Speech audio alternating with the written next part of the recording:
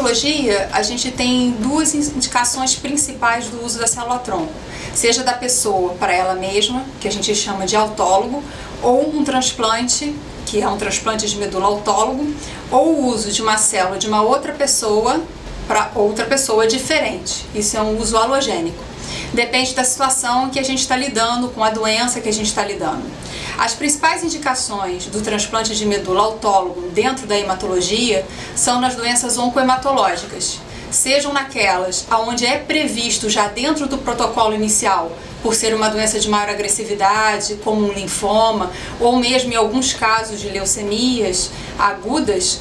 elas já fazem parte do protocolo de tratamento. A gente ainda pode utilizar naquelas situações onde houve retorno da doença, ou seja, a pessoa teve um linfoma, utilizou um tratamento padrão e a doença retornou após o tratamento final. Então, o transplante autólogo ele pode ser usado como uma terapia de salvação, que a gente chama, como uma segunda linha.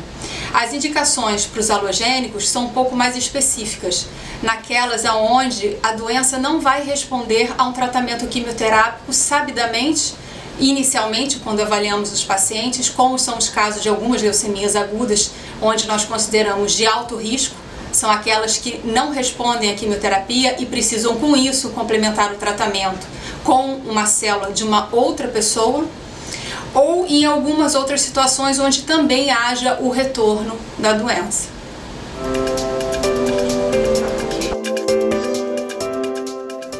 Dentro da medicina, quando a gente está falando de transplante, é quando a gente está infundindo alguma célula viva na pessoa, seja dela mesma, como é a definição que a gente fala de transplante de medula óssea autólogo, ou de uma outra pessoa.